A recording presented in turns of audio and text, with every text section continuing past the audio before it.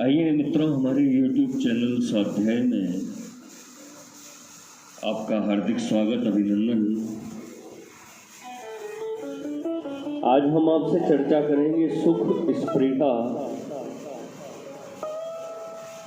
इस शीर्षक पर।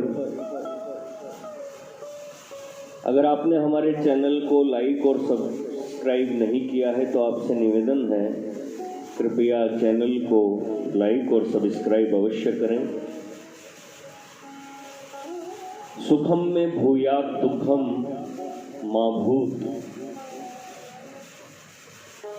प्रत्येक जीव की यही इच्छा रहती है कि मुझे सुख की प्राप्ति हो, दुख न हो। सुख दुख का संबंध एक दूसरे के साथ प्रकाश तथा अंधकार के समान है। सुख प्रकाश स्थानीय है, दुख अंधकार रूप है। प्रकाश से जैसे अंधकार स्वयं भाग जाता है, उसको भगाने का प्रयास नहीं करना पड़ता, इसी तरह सुख के आने पर दुख स्वयं दूर हो जाता है। मनुष्य सुख की लालसा से सर्वदा इधर उधर दौड़ता है, किंतु वह वास्तविक सुख को भूला हुआ है। माइक सुख में उन्मत्त हुआ घूमता है, वास्तविक सुख तो श्री भगवत प्रेम में है। श्री भगवत प्रेम ही सुख की सीमा है। उसी प्रेम से जीव के दुखों की निवृत्ति हो सकती है। इस विषय की मीमांसा श्रीपाद जीव गोस्वामी कृत प्रीति संदर्भ में वर्णित है, जिसका तात्पर्य यह है कि शास्त्र प्रतिपाद्य परम तत्व ही सदनंत परमानंद स्वरूप है। उस एक आनंद की तीन सम्मिलित अवस्था है, इसलिए उनकी तीन आख्या नाम है। सत कहने से सब देश में, सब काल में, सब वस्तु में विद्यमानता समझी जाती है। अनंत शब्द का तो अर्थ स्पष्ट ही है। परम शब्द का अर्थ है उत्कृष्ट, सब प्रकार से श्रेष्ठ। मतलब यह है कि सर्वव्यापी अनंत सर्वातिशय आनंद का नाम ही सदनंत परमानंद है। इसी का निष्कर्षार्थ सच्चिदानंद है। आनंद की मीमांसा करने से इसी में आनंद का पर्यवसान है। श्रुति में लिखा है कि शेषानंदस्य मीमांसा भवति। मनुष्यानंद की अपेक्षा प्राजापत्यानंद 10 गुण अधिक है। उसकी अपेक्षा ब्रह्मानंद अयुत गुण अधिक है। सुतराम मनुष्यानंद की अपेक्षा ब्रह्मानंद लक्ष गुण अधिक है। इस ब्रह्मानंद के ऊपर आनंदमय की अवस्थिति है। वह आनंद अपरिमेय है, अर्थात उसकी गणना करने का किसी में भी सामर्थ्य नहीं है। वह आनंद अलौकिक अनंत होने से मन वाणी के अगोचर है। इसी से कहा है, यतो वाचो निर्वर्तन्ते अप्राप्य मनसा सह। श्री भगवान नाना स्वरूप धर्मशाली होने पर भी सिद्धांत में केवल आनंद रूप है। सूर्यमंडल जैसे केवल ज्योतिर्मय है, भगवान भी उसी तरह केवल आनंदमय है।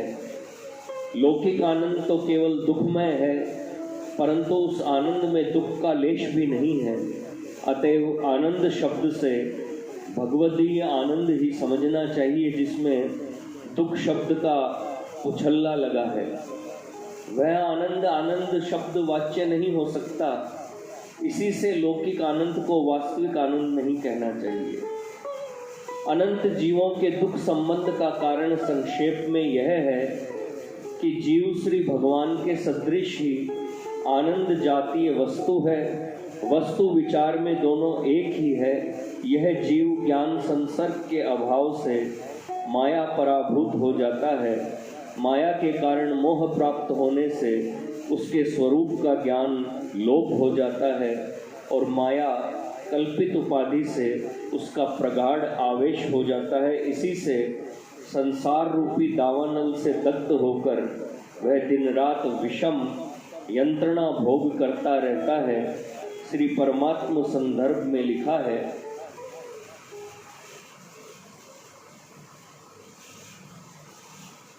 अथ जीवस्य तदीयोपि तजज्ञान संसर्गा भावयुक्तत्वेन तन्माया पराभूत सन आत्मस्वरूप ज्ञान लोपान माया कल्पितोपाध्या वेश्याचानादि संसार दुखेन संबंधयत इति। इस विषय में जो विस्तार से जानने के इच्छुक हों उनको परमात्म संदर्भ की आलोचना करनी चाहिए। परम तत्व का साक्षात लक्षण यह है कि उस ज्ञान का आविर्भाव ही परमानंद प्राप्ति है। वही परम पुरुषार्थ आत्मा के अज्ञान और दुखातिशय निवृत्ति का एकमात्र कारण वास्तविक ज्ञान लाभ है। अज्ञान की निवृत्ति होने से ही अपने स्वरूप का अनुभव होता है और उसी अज्ञान की निवृत्ति के साथ साथ दुखों की निवृत्ति तथा वास्तविक सुख की प्राप्ति होती है। उस अवस्था में देहादि में अहम बुद्धि नहीं रहती। कामादि जितने भी अनर्थ हैं सब दूर हो जाते हैं, दुर्वासनाएं हट जाती है, अंतःकरण शुद्ध गंगा जल के समान निर्मल हो जाता है। स्थावर जंगम में भगवत भाव की स्फूर्ति होने लगती है। जैसा कि श्री चैतन्य चरितामृत में वर्णित है, महाभागवत देखे स्थावर जंगम ताहाम है तार श्री कृष्ण स्फुरण। जब किसी महान व्यक्ति को ऐसी सौभाग्य दशा प्राप्त होती है तब उसको संसारी पुरुष पहचान नहीं सकते। उस समय वह महापंडित होने पर भी पागल के समान घूमता है, विवेकी होकर भी बालक के समान व्यवहार करता है, परम निपुण होकर भी जड़वत रहता है। उसका मन सर्वदा श्री भगवान के नाम रूप गुण लीला में लगा हुआ आनंद समुद्र में मग्न रहता है। वह आनंद लौकिक आनंद के समान क्षुद्र तथा सीमाबद्ध नहीं है, वह अलौकिक, अपरिमेय और असीम है। मित्रों, यह थी सुख स्पृहा इस विषय पर संक्षिप्त ज्ञान चर्चा। अगर आपको हमारा चैनल पसंद आए तो इसे लाइक और सब्सक्राइब अवश्य करें। धन्यवाद।